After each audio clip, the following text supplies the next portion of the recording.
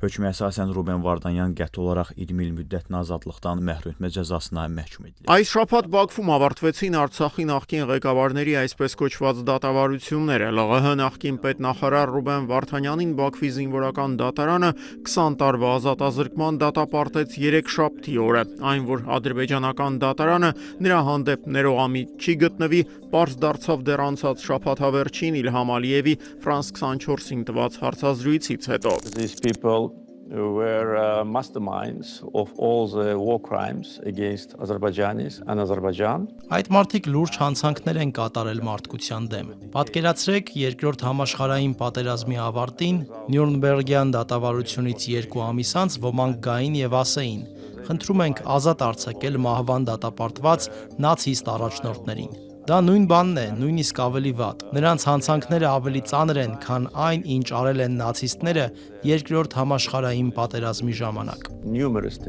Ռուբեն Վարդանյանի ընտանիքը փետրվարի 17-ին Բաքվում հրապարակված դատավճիռը որակեց սարսափելի, բայց ոչ անսպասելի։ Կարծում եմ Թրամփի վարչակազմը հասկանում է, որ չի կարող լինել տևական խաղաղություն, երբ մի երկիրը մյուսի գերիներին է պահում։ Չնայած այս ակնկալիքներին ոչ Թրամփի վարչակազմը, ոչ էլ Հայաստանի իշխանությունները Ռուբեն Վարդանյանի դատավճռի հրապարակմանը որևէ կերպ չարձագանքեցին։ Ավելին, Թրամփն այս շաբաթ մեկ անգամ եւս առիթը բաց չթողեց եւ հիշեցրեց, հենց ինքն էր, որ իր խոսքով 32 տարվա պատերազմից հետո խաղաղություն հաստատեց երկու երկրների միջև։ Stand up. Look at that. Do you believe it? 32 years. Միացյալ Նահանգների նախագահը Փաշինյան-Ալիև հերթական հրապարակային ձեռքսեղմանը հասավ 5 շաբթի օրը Վաշինգտոնում Խաղաղության խորհրդի առաջին նիստի ժամանակ։ Գագաթաժողովի գլխավոր հերոսները սակայն դարձան Իլհամ Ալիևի թիկնապահները, որոնք ամերիկյան մայրաքաղաքի կենտրոնում Սպիտակ տանից ընդամենը 700 մետր հեռավորության վրա ծեծի ենթարկեցին ցույցի դուրս եկած ադրբեջանցի վտարանդին դիմադիրներին։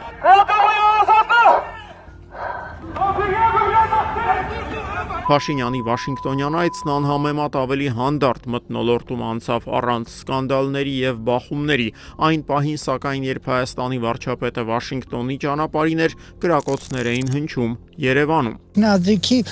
աբույմեն դադարեցին։ Մարդիկ էին փախում, բանման հետո պարզվեց, որ մարդը մահաց է։ Մեկ զոհ, առնվազն 6 վիրավոր, այսպիսին էին փետրվարի 18-ին Աչափնյակում օրը ցերեկով տեղի ունեցած փոխհրացքության հետևանքները։ Ուշագրավ էր ի դեպ, որ միջադեպից ընդամենը 5 օր առաջ ներքին գործերի նախարար Արփինե Սարգսյանը բավական վստահ տոնով խոսում էր երկրում քրեածին իրավիճակի բարելավման մասին։ 2025 թվականին հանցագործությունների թիվը նվազել է 3.2%-ով։ Սա շատ կարևոր արձանագրում է, որը վկայում է Հայաստանի Հանրապետությունում ներքին անվտանգության մակարդակի մասին եւ նաեւ հատկապես ներքին գործերի բնագավառում մեր կայացրած որոշումների արդյունավետության մասին եւ դրանց ուղիղ ազդեցության մասին պրակտիկայում։ Պաշտոնական վիճակագրությունն ու նախարարի լավատեսությունը սակայն այնքան էլ չեն համընկնում, եթե 2020-ին ըստ վիճակագրական կոմիտեի Հայաստանում 261 առանձնապես ծանր հանցագործություն էր կատարվել, ապա 2025-ին դրանց թիվը գրեթե տասնապատկվել էր, գերազանցելով 2000-ի շեմը։ Ծանրագույն հանցագործությունների թիվը աճել է հատկապես 44-օրյա պատերազմից հետո, երբ Հայաստանի կառավարությունը բնակչությանը զանգվածաբար հրազ է ներբաժանել, հետագայում այն հետ չհավաքելով։ 17000 ինքնաձիգ կա, որ այսօր դրանց գտնվելու անհայտացել են։ Իսկ ուր է անհետացել Երևանյան ասֆալտն անցնող օրերին վարորդների շրջանում ամենից հաճախ հնչող հարցը հենց սա էր։ Վայքում գավ մեջը, հեսա, գավ մեջը, ջարդեց մի բան։ Մեկ օրվա ընթացքում քանի անգամ է ձեր ավտոմեքենան փոստ ընկնում։ Մինչ կփորձեք հիշել ու հաշվել, Երևանի փողոցներում գուցե հենց այս պահին նոր փոսեր են ավելանում, եղածներն էլ ավելի խորանում։ Վերջին տարիների պատմությունը նույնությամբ կրկնվում է։ Ձմռան ավարտին ձյունը հալչում է, մայրաքաղաքի փողոցների ասֆալտն էլ քայքայվում։ Կամ պետք է փորձել շրջանցել։ Փորձում ենք խուսափենք, էլի, որ ասեմ այտենց բոլոր փոսերից կարող եմ խուսափեմ, չէ, բայց դե փորձում ենք, էլի։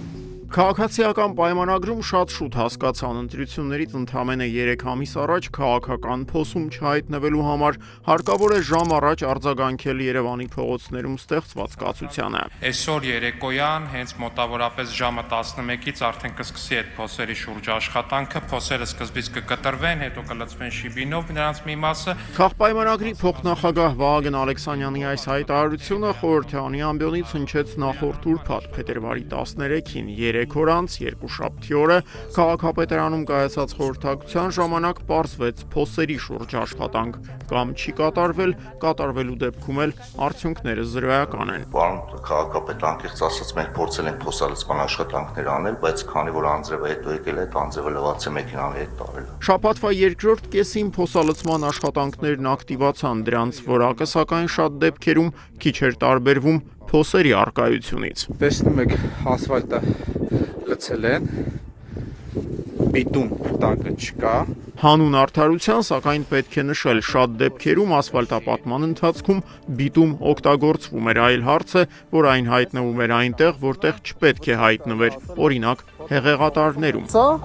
հեղեղատարն է, որը հենց հիմա պատրաստում են ասֆալտեն։ Նայեք, կամազն դեռ գալիս է, որ ասֆալտեն հեղեղատարը։ Եվ օրինաչափ էր, որ այս ամենի ֆոնին սոցցանցերը պետք է հիշեին վարչապետ Փաշինյանի իր իշխանության օրոք փռված ասֆալտը գովերքող հայտարարությունները։ Մենք հիմա ուղակի անում ենք, եթե ընտրական տրամաբանության բանեին, միջև 2082 թիվը այդ ասֆալտով կարելի էր ընտրություններ անել։ Կմասնակցի քաղաքացիական պայմանագիրը 2082 թվականի ընտրություններին դժվար է ասել, այս շաբաթ իշխող կուսակցության անդամներին ավելի կարճաժամկետ խնդիր էր ուզում, ինչպես անել, որ հունիսի 7-ից հետո ընդդիմադիրները հանկարծ կոալիցիոն կառավարություն չձևավորեն։ Հավաքական ընդդիմության ծրագիրը, պլանը Գյումրիի սցենարի կրկնությունն է ամբողջ Հայաստանում։ Դրանք սրա մասին ուղիղ հայտարարում են ըստ երևույթին։ Քոչյանն է դրա մասին ուղիղ ասել, ռուսաստանցի օլիգարխի թիմն է դրա մասին ասել, եւ հիմա փաստորեն Ծառուկյանն ընկել են միանում սրան։ Թե ինչ վատ կամ անօրինական բան կա հետընտրական կոալիցիայի ձևավորման մեջ, Ռուբեն Ռոբինյանն այդպես էլ չբացատրեց, առավել եւս, որ այդ մեթոդից օգտվել են նաեւ հենց իրենք ԿՊԱ-կանները։ Տիգրան Ավինյանը իր ընտրման գործընթացում Գյումրիից շատ ավելի վաղ հենց այդ մոդելն է կիրառել։ Նա էլ չէ կոալիցիա կազմեց ավականի անցած մեկ այլ ուժի հետ, որովհետև ինքնուրույն չէր կարող եւ ձևավորեց քաղաքային իշխանություն։ Բայց ինչի Ավինյանին դա կարելի է կամ ԿՊ-ին, ու դա կոչվում է ժողովրդավարություն, բայց եթե այդ մոդելը կիրառել է ընդդիմությունը, դա արդեն հակապետական քայլ է, հա։ Հիշեցնեմ, որ Սուրեն Սուրենյանցի դեմոկրատական այլընտրանքը միացել է Գագիկ Ծառուկյանի շուրջ ձևավորվող ընդդիմադիր միավորման։ Այս շաբաթ դրան մաս կազմեց նաև Անդրանիկ Թևանյանի Մայր Հայաստանը։ Ընտրություններով ԲՀԿ-ի հետ միասնաբար հանդես գալն ուղերձ է այն մասին, որ ձևավորվում է ուժային կենտրոն, որը թիմային ու ծրագրային լուրջ այլընտրանք է իշխանությանը եւ հավակնում է պետության կառավարման ղեկը ստանձնելուն։ Թեև խորհրդարանական ընտրություններին մնացել է ընդամենը 15 շաբաթ, դեռ հստակ չէ արդյոք դրանց կմասնակցի Հայաստանի երբեմնի ամենաազդեցիկ կուսակցությունը ՀՀԿ-ն։ Հանրապետականների առաջնորդ Սերժ Սարգսյանն այս շաբաթ էլ չպատասխանեց կուսակցության հետագա անելիքների մասին հարցին, բավարարվելով մյուս ընդդիմադիրներին ուղղված խորհուրդ մաղթանքով։ Ընդդիմությունը մի գործ ունի անելու, իրար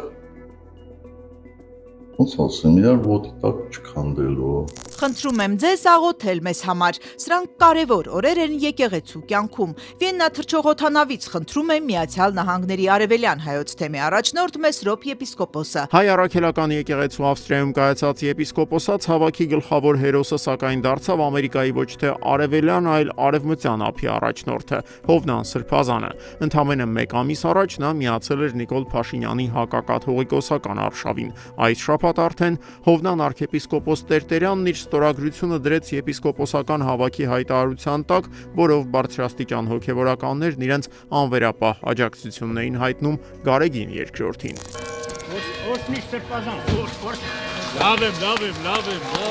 Շիրակի թեմի առաջնորդ Միքայել arczepiskopos Հաջապահյանը Ավստրիայում ընթացող հավաքին մասնակցելու հնարավորություն չուներ։ Այն նույն օրը, երբ մեղադրյալի կարգավիճակ չունեցող եպիսկոպոսները հավաքվում էին ավստրիական Սանկտ Պյոլթենում, Միքայել Սրբազանն Իզմիրյան բժշկական կենտրոնից տեղափոխվեց հայրենի Գյումրի տնային կալանքը կրելու։ Փետրվարի 18-ին Հայաստան վերադարձան գեղասահորդներ Կարինա Ակոպովան եւ Նիկիտա Ռախմանինը։ Մարզիկներն օլիմպիական խաղերին մասնակցեցին Արա Գևորգյանի Արցախ կոչվող ստեղծագործության ներքո, որի անվանումը սակայն հանրային հեռուստատեսության եթերում գերադասեցին չարտաբերել։ Կգան Արա Գևորգյանի հրաշալի երաժշտության ներքո։